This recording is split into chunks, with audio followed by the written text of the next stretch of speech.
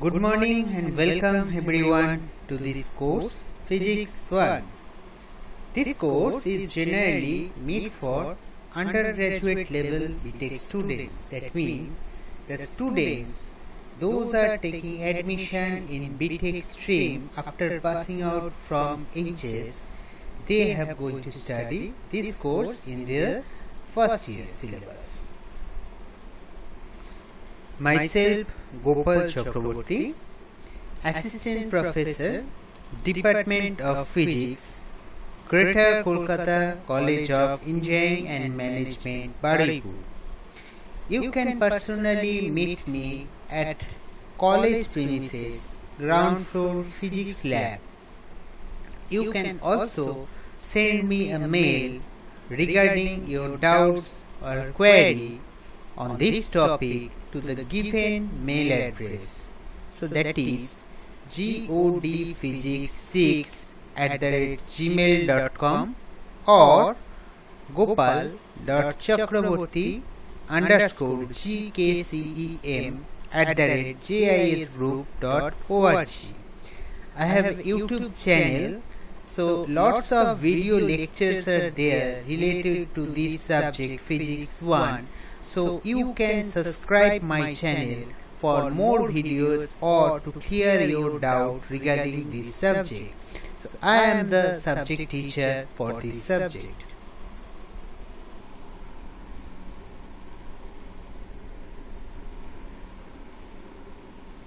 Now the course pages are www.markoutexam.net and www.markoutwb.ac.in.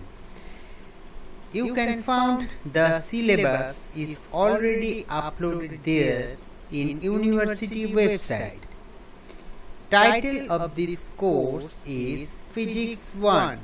So subject code is BSPH101. It is under the category of Basic Science course. It has a credit for 3 lectures per week and 1 tutorial per week. This course is generally made for the undergraduate level BTech students of first year. So, CSE, Civil, Mechanical, these departmental students will going to study this course Physics 1 for their odd semester. Alternatively, Electrical and Electronics departmental students will going to study the same course in the even semester. Today, the topic are going to cover are Gauss's law for dielectrics, volume charge density of polarization, polarizability, Clausius-Mossetti relation, and application, that means numericals on the chapter dielectrics. So these topics are also under module 3, that is electromagnetism and dielectric magnetic properties of materials. So prerequisites for these topics are elementary idea of electrostatics and fundamental idea of vector and mathematics.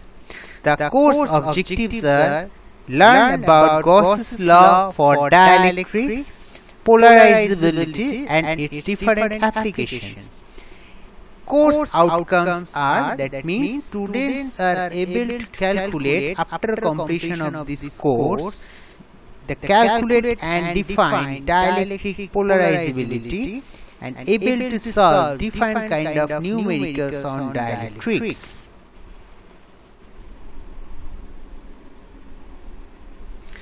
So as I have already told you that you need to know the basic idea about electrostatics, as I have told in my last video, the first part of dielectrics.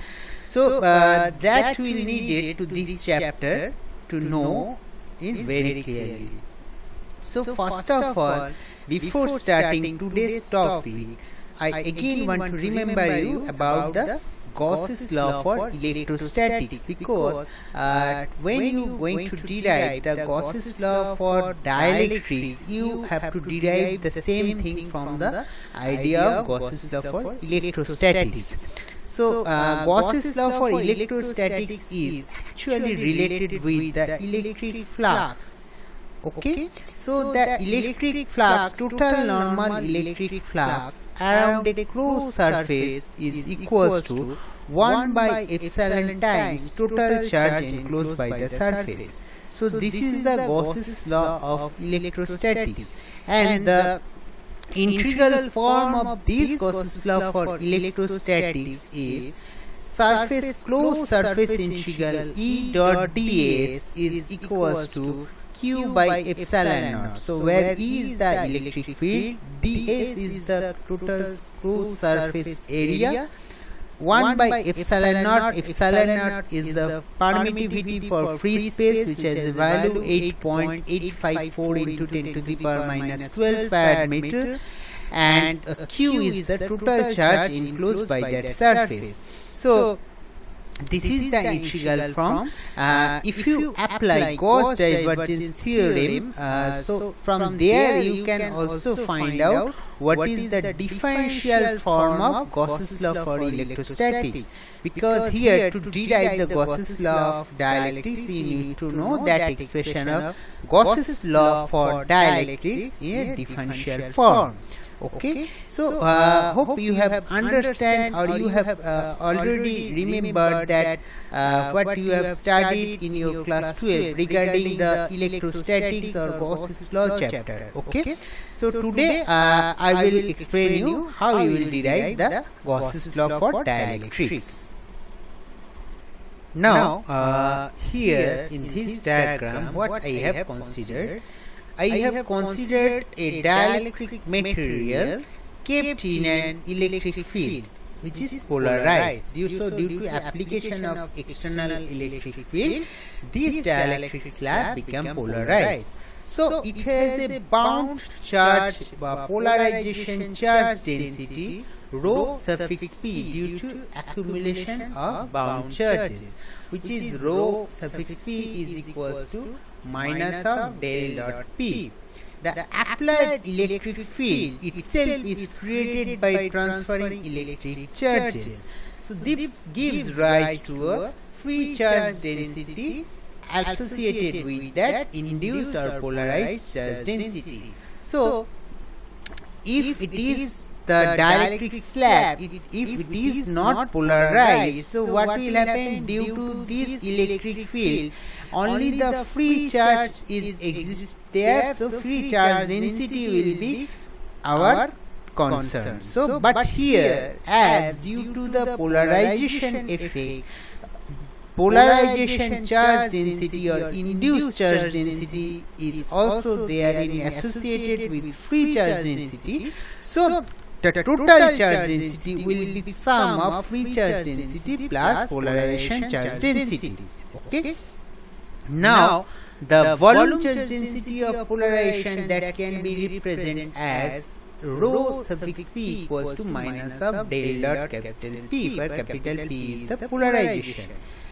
As the Gauss's law for electrostatics, it is the differential form. I have shown you that value is del dot E equals to rho by epsilon naught. This is the differential form of Gauss's law for electrostatics. So here, in place of rho will be the sum of charge density for free space and induced charge density. So rho can be replaced by rho A plus rho P. So if you substitute there, you will get del dot E is equals to rho A by epsilon naught plus rho P by epsilon naught. Okay. Now del dot E equals to rho F by epsilon naught minus of del dot P by epsilon naught. Okay. So if you take all this thing in the left hand side, you can get del dot within bracket epsilon naught E plus capital P, that is equals to rho F. Now as we know, epsilon naught E plus P, that is equals to capital D vector, displacement vector. So we can replace that value and we will get del dot D equals to rho F, that means rho free charge density. So this is the differential form of Gauss's law for dielectrics. Now I will going to derive two very important derivation. This kind of derivation is very important for your semester exam. Okay, you may consult, you may check the last 5 years or 10 years question. You will certainly find this kind of derivation is there in your question. Okay, so first one is how you derive the integral form of Gauss's law for dielectrics. So to derive the integral form of Gauss's law for dielectrics, the differential form of Gauss's law of dielectrics is del dot D equals to rho F, where rho is the free charge density. Now, taking both sides the closed volume integral, we get volume integration del dot dV into del dot D into dV, that is equals to volume integral of rho dV. As rho is the charge density, so charge density means charge per unit volume. So the rho into integration of dV, that will give you rho into V, total volume. So ultimately you will get the total charge of the system, that is for free charge. So in left hand side what I will get that it's volume integral del dot D dV, that is equals to QF, that is charge, free charge only. Okay. Now according to Gauss divergence theorem, so which relates the volume integral with the surface integral. So if you apply Gauss divergence theorem in the left hand side, what you will get? You will get surface integral D dot ds, that is equals to QF. So this is our expected integral form of Gauss's law for dielectrics. Now the second one, the second derivation is you have to prove that del dot P, that is equals to minus of rho suffix P. So that means value of volume charge density due to polarization. So here you have to start it with the Gauss's law, that is del dot E equals to rho by epsilon naught. So as rho is the total charge density, so that will be the sum of polarized charge density and free charge density. So rho is replaced by rho F plus rho P. Okay, and if due to cross multiplication you take the epsilon naught in the left hand side, what will you get? D del dot E into whole epsilon naught, that is equals to rho F plus rho P. Now as E equals to capital D minus P into epsilon naught, so that things you can replace, and epsilon naught E means capital D minus capital P. So if you substitute that value, that will give you del dot within bracket D minus capital P, that is equals to rho F plus rho P. Okay, so you just simply multiply in the left hand side, that will give you del dot D minus del dot P is equals to rho F plus rho P. So as del dot D equals to rho F, as considered from the Gauss's law of dielectrics, you can directly substitute that value, and that value will give you rho F minus del dot P is equals to rho F plus rho P. So rho F, that means free charge density will be cancelled out. So only the rest of the part is there, that means del dot capital P equals to minus of rho P. So this is the derivation for volume charge density due to polarization.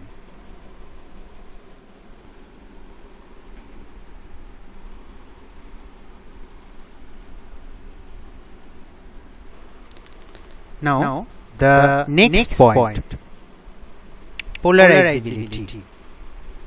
So the polarizability is the ability to form instantaneous dipoles. It is a property of matter. Polarizability determines the dynamical response of a bound system to external fields and provide insight into a molecule's internal structure. In a solid, polarizability is defined as the dipole moment per unit volume of the crystal. Now, for different system, different type of polarizability can be defined. Say as if electrical charge electrons are associated with this polarizability, then it will be called electronic polarizability, and it is defined as electronic polarizability is the relative tendency of a charge distribution, like the electron cloud of an atom or molecule, to be distorted from its normal shape by an external electric field. The polarizability in isotropic media is defined as the ratio of the induced dipole moment small p of an atom to the electric field capital E that produces in this dipole moment. So you can write that the dipole moment is directly proportional to the capital E. So capital E is the electric field. So the dipole moment small p is a vector quantity that is equals to alpha E, where alpha is a constant, proportionality constant, and defined as polarizability. Okay, so polarizability can be defined as the ratio of dipole moment per net electric field. Now, what is the relation between polarizability and susceptibility? So, if n number of atoms are there, so total polarization can be represented by capital P equals to n into small p, where small p is the dipole moment. So, p value, if you substitute dipole moment, then you will get the polarization can be defined as equals to n alpha into E. Now, as we know that susceptibility can be defined as xi equals to capital P by epsilon naught E. So, from there we can equate the value of polarization capital P. So, it will be xi epsilon naught E bar equals to n alpha E bar. So, E will be cancelled out. So, electric field will be cancelled out from the both side, and what you will get xi equals to small n alpha by epsilon naught, where xi is the susceptibility, n is the number of atoms or molecules, alpha is the atomic polarizability, and epsilon naught is the relative permittivity for free space. So this is the relation between polarizability and susceptibility. Next point, dielectric loss. So dielectric loss quantifies a dielectric material's inherent dissipation of electromagnetic energy. As an example, heat. It can be parameterized in terms of either the loss angle delta or the corresponding loss tangent tan of delta. Both refer to the phasor in the complex plane whose real and imaginary parts are the resistive components of an electromagnetic field and its reactive counterpart. So this is the dielectric loss. Now the next point, before discussing the next point, which is Clausius-Mossutti relation. So I want to clear that in your syllabus no derivation is required. Clausius-Mossutti relation, you have to only know the relation, the corresponding expression and the terms. Okay, no derivation is included in your syllabus, but you have to know what is that relation. Okay, basically Clausius-Mossutti relation gives the relation between relative permittivity or dielectric constant with the atomic polarizability, provided the condition of cubic symmetry holds good. Okay, so I will now show you what is Clausius-Mossutti relation. So this is the Clausius-Mossutti relation. It connects the relative permittivity epsilon r of a dielectric to the polarizability alpha of the atoms or molecules constituting the dielectrics. So here as no derivation is there, but you need to know that when you are going to derive this equation or expression for Clausius-Mossutti, so here as in the dielectric there is no ions and permanent dipole, so the consideration is ionic polarizability and orientational polarizability are 0. So alpha I or alpha D, that is equals to 0. So only the existing polarizability will be atomic polarizability, that is alpha. Now here the relation is epsilon minus 1 by epsilon plus 2, that is equals to xi by xi plus 3 equals to n alpha by 3 epsilon naught. So here epsilon is the dielectric constant or relative permittivity. So this relates the relative permittivity with the atomic polarizability. Okay, so alpha naught is the permittivity for free space, alpha is the dielectric constant or permittivity, relative permittivity, xi is the susceptibility, alpha is the atomic or molecular polarizability, n is the number of dipole molecules per unit volume. So you need to remember this expression to solve different kind of numericals.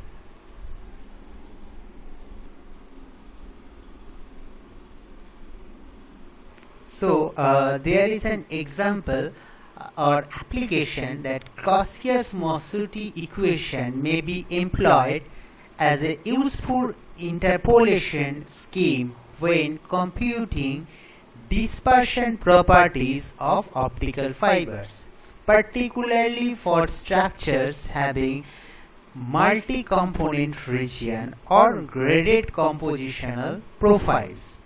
So here the derivation path is given for your knowledge. So key assumptions are that I have already explained. Only dipolar interactions are considered, all dipole moments are identical, molecules distributed isotropically, and fluctuations are very negligible. So these are the key assumptions to derive Clausius-Mossutti relation. Now, what is dielectric breakdown? Dielectric breakdown is a process in which a dielectric loses its resistivity and permits very large current to flow through it.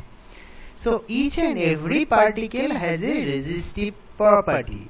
Here dielectric also has a particular limit up to which it can resist the applied external field.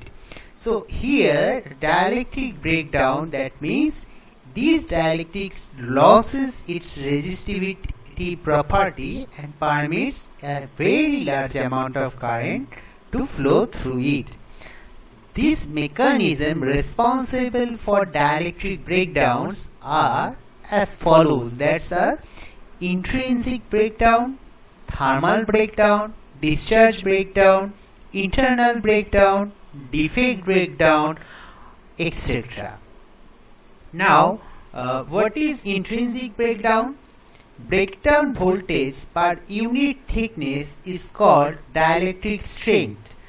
Under the action of high electric field, large number of valence electrons in the valence band jump to the conduction band across a large forbidden gap, giving rise to a large current. This is called intrinsic breakdown or Zener breakdown. Okay, so this is one of the cause of dielectric breakdown. Thermal breakdown. If the rate of generation of heat in a dielectric is greater than the rate of loss of heat, thermal breakdown occurs. The surrounding of dissipation of heat suffers a local melting due to high temperature when the region becomes conductive and breakdowns occur. Discharge breakdown. Discharge breakdown is of the following two types as external breakdown and internal breakdown. So external breakdown caused due to corona discharge, moisture or dust on the dielectric surface are also responsible for external breakdown. Internal breakdown occurs when the dielectric contains occluded gas bubbles. The ionization energy of the gases being smaller than the solid, the gas become ionized first. The gaseous atom then bombard the solid dielectric, releasing a large number of electrons, and breakdowns occur even at low voltage. So lots of different criteria is there due to which the dielectric breakdowns occur. Next, the applications of dielectric materials. So lots of important applications are there, some of which are in electric iron, mica or asbestos insulators are used to prevent the flow of current to the outer part of the iron. So this is very important in daily life. In transformer, the varnished curtain is used as an insulator in the transformer, generator and motors. In electric distribution lines, porcelain structure are used as insulator in electric distribution lines.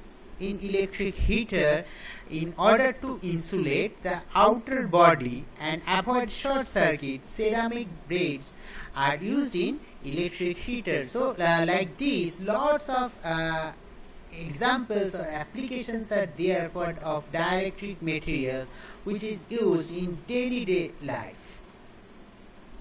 So I have completed the theory part of dielectrics chapter as per your syllabus with this video, but you have to solve lots of problem on this chapter. Okay, so I will solve 1 or 2, 3 problems for your practice.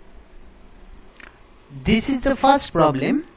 Helium gas contains 2.7 into 10 to the power 25 atoms per meter cube, and dielectric constant of helium atom at NTD is 1.0000684. Calculate the electronic polarizability of helium atom. Now the formula of electronic polarizability is alpha E, that is equals to epsilon naught into within bracket epsilon r minus 1 by capital N. So epsilon naught value is given, epsilon r, that is dielectric constant, that value is also given, the number of atom per unit volume, that is also given. So if you substitute all these value, you can directly calculate what is your alpha E. So after putting all these value, we get 2.243 into 10 to the power minus 41 farad meter square. So this is our answer. Next problem. For sulfur, the relative dielectric constant at 27 Kelvin is 3.75. If the internal field constant is 1/3, calculate the electronic polarizability of sulfur. Density at 27 degrees C is given as 2050 kg per meter cube at atomic weight 32.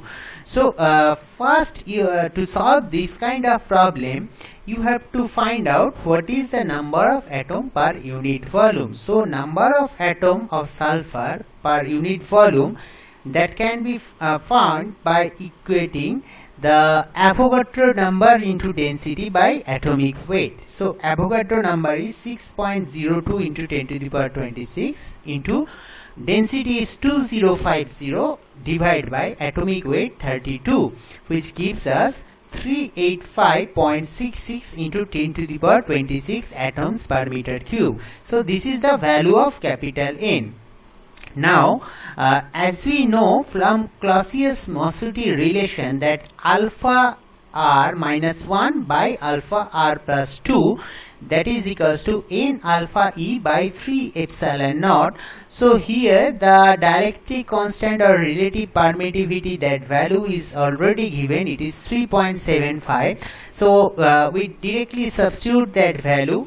Capital N value we have already calculated. We can substitute that value.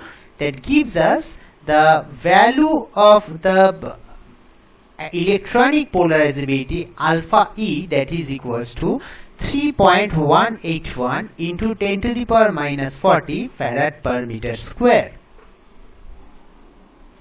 Another problem, the dielectric constant of silicon is 12.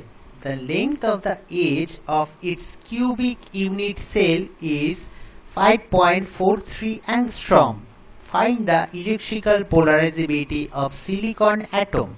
From Clausius-Mossutti relation, we know epsilon r minus 1 by epsilon r plus 2, that is equals to n alpha e by 3 epsilon naught. So for silicon, as there are 8 atoms per unit cell of volume, 5.43 into 10 to the power minus 10 whole cubic meter. So the number of atom per unit volume will be capital N, that is equals to 8 by 5.43 into 10 to the power minus 10 whole cube. As 5.43 is in angstrom, so you converted it in a terms of meter. So that gives us capital N is 4.997 into 10 to the power 28 per meter cube.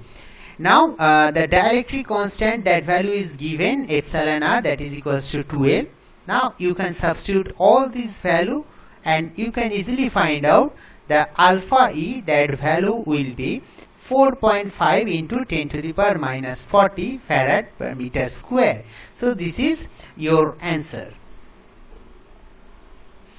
So here another problem is there, similar type of problem. The relative permittivity and refractive index of a dielectric materials are 4.94 and 2.69 respectively. Find the ratio between electronic and ionic polarizability of the material. So as we know, from Clausius-Mossutti relation, it is alpha r minus 1 by alpha r plus 2 equals to n alpha by 3 epsilon naught. And so from there, if you substitute the value, we get that n into alpha e plus alpha I by 3 epsilon naught equals to 0.5677.